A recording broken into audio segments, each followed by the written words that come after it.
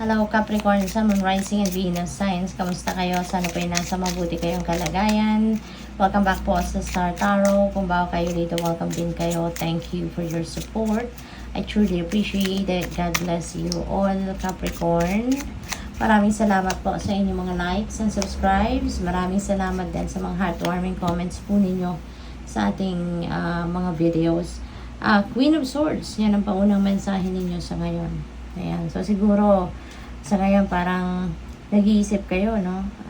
Maaring you're trying to figure out, no, kung paano ko kaya i-express yung gusto kong sabihin, no? Kasi this is about communication, no? Communicating clearly and effectively. Kasi maaring meron kayong gustong sabihin, no, sa kung kanino man, sa inyong mga kapamilya, katrabaho, or boss ninyo sa trabaho. Pero baka nagdadalawang isip kayo kung paanong approach ang gagawin ninyo, no? O paano ninyo masasabi, mapaparating sa taong dapat makarinig ng kung ano man ang inyong sasabihin, no? So kasi kumbaga dati siguro hindi kayo honest, no, sa sinasabi ninyo. Maybe hindi ninyo nai-express ng maayos kung ano talaga yung totoong nilalaman ng loob ninyo, ng damdamin ninyo, ng isip ninyo. Kaya siguro sa ngayon, this is a very important thing na kailangan ninyong sabihin, kailangan ninyong i-express. Kaya siguro tinitignan ninyo how you are going to express yourself this time. Kasi maaring kailangan ninyong masabi ito, no, kung ano man ang gusto ninyong sabihin. We have the Empress energy, yung buntes, no, si Empress. So, siguro ang iba sa inyo dito buntes ngayon, or baka magbubuntis pa lang, or baka malapit na, nalalapit ng panganganak nito. No.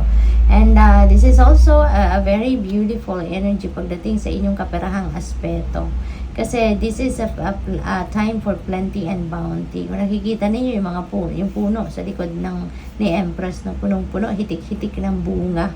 So most likely maraming pera, no, ang paparating sa inyo, or baka maraming opportunities, financial opportunities na maaaring i-offer sa inyo. At baka ito maghahatid sa inyo ng financial comfort, independence, at abundance and prosperity, no? So napakaganda. Maswerte kayo sa pera sa ngayon. We have High Priestess. Yan. So siguro ang iba sa inyo rito, maybe you are consulting, mga psyche, no? Siguro nagpapahula. Ang iba sa inyo sa ngayon, nagpapabasa ng inyong kapalaran, maaaring gano'n ang ganap. And this is also a reminder para sa iba sa inyo Capricorn that lalo na dito sa desisyon, ano? May desisyon kayo dito kailangan gawin yun na napipick up ko. So, dyan sa sitwasyon na yan, you may need to follow your intuition. Okay? Sundin niyo po kung ano ang bulong sa inyo ng inyong intuition. Sundin niyo kung ano yung guidance sa inyo ng Panginoon. Okay? Para nang sa gayon, maano ninyo, magawa ninyo kung ano yung dapat at ma-lead kayo towards the right path. Okay? So, what else?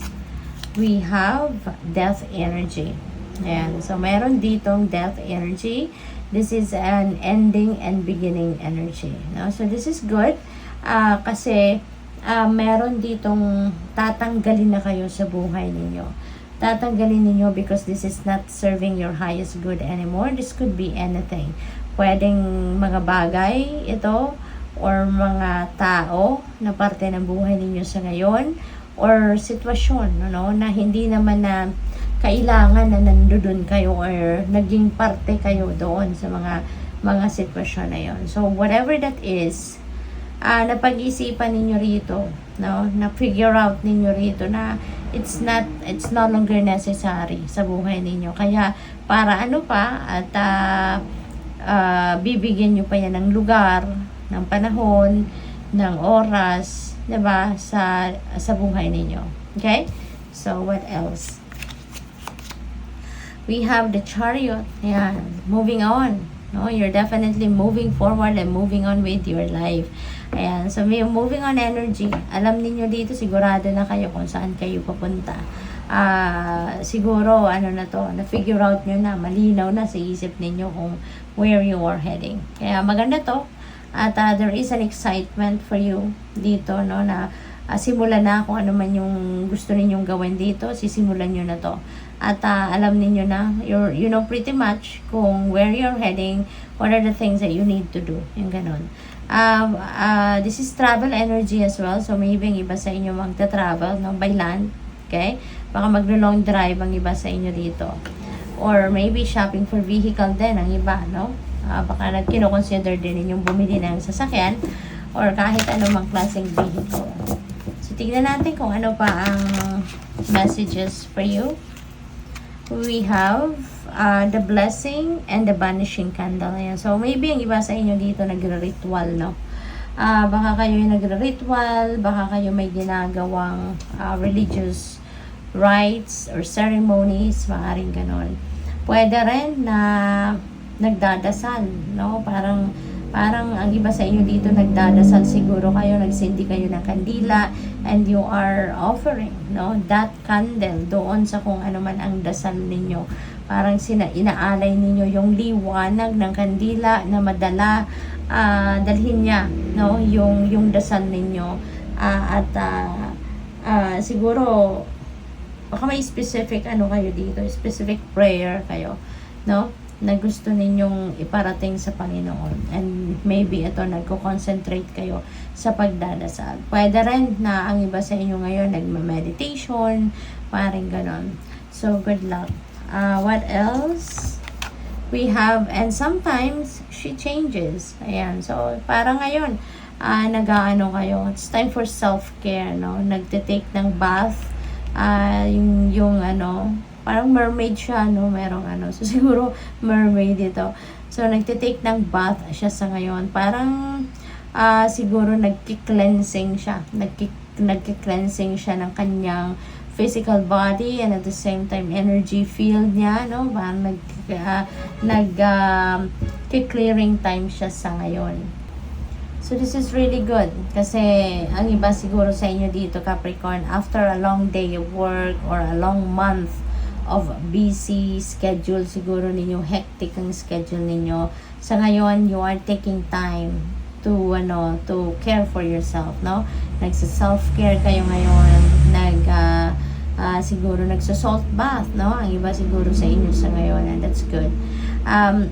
Maganda to na nare-realize niyo na kailangan may balanse, no? Ang lahat na dapat meron kayong oras para sa pag-aalaga sa inyong katawan, sa inyong sarili at pagtingin, no, sa mga iba't ibang parte ng buhay ninyo. What else? We have the witch shows her daughter the moon. Ayan. So, bonding moment, no? Baka nagbabanding kayo rito. Baka kung meron kayong anak, no?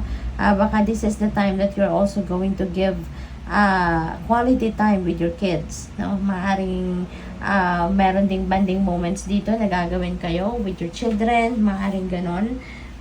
Pwede rin na siguro meron kayong mga pakikipag-usap, no? Baka yung anak ninyo merong hinihingi ang oras ninyo para mapakinggan ang kanyang sasabihin. Baka meron ditong ikukonsulta sa inyo ang inyong anak, no? Maaring ganon, and maybe she needs or he needs siguro your wisdom, your input, your opinion, your advice, yung ganon. So, good luck sa'yo.